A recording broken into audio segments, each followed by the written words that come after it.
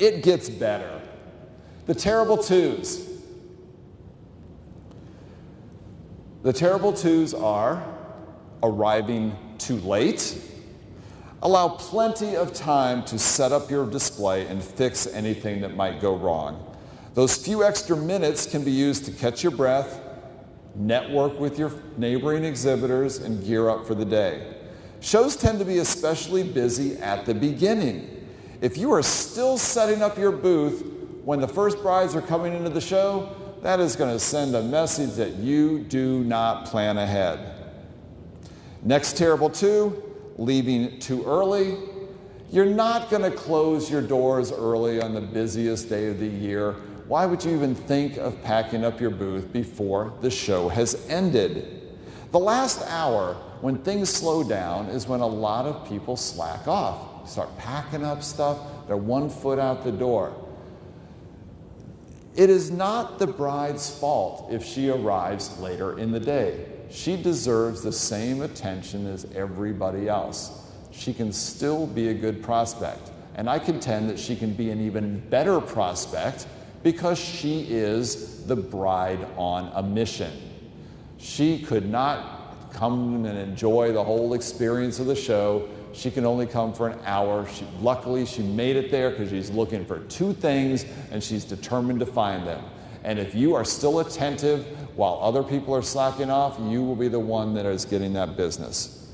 Brides will notice if you are attentive at the end while the others are packing up. Do you really want the bride's last impression of you to be, will they leave in the middle of my wedding? This was one of our shows. I took this picture for a reason.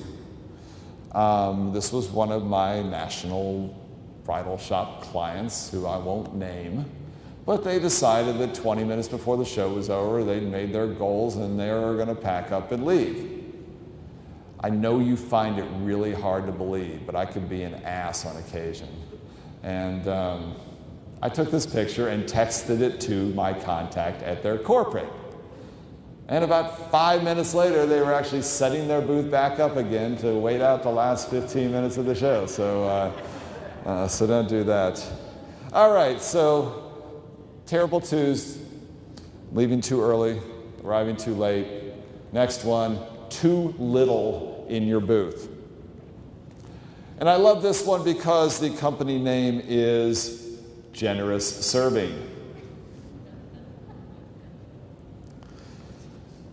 These folks actually have a lot in their booth, but not a whole lot of it has to do with photography, especially all the flowers. This is a reception venue's booth. Can't you tell by the flowers? How about let's invest in a nice big double end cap booth, and then we're going to use 1/4 of the space. And we're a hotel, so let's put a big flower display as the focal point of our space. I love flowers, all right, but they just don't belong in all of these other booths. I love this one because according to their sign, they specialize in classy weddings and events. Can't you tell? And this company is called Creative Wedding Services. Can't you tell? Just as bad as too little in your booth is too much in your booth. Signage is important, but it is certainly possible to overdo it. Yes, we know that you sell wedding cakes, but you do not need to show us every cake that you have ever baked. I got a great idea. Let's take everything we have in our studio, and we're going to stand across the aisle, and we're going to throw it into the booth. And wherever it lands, that's going to be our display. That is what it looks like these folks did. Too many different frame sizes, no signage, or the little bit of signage that has too little text on it.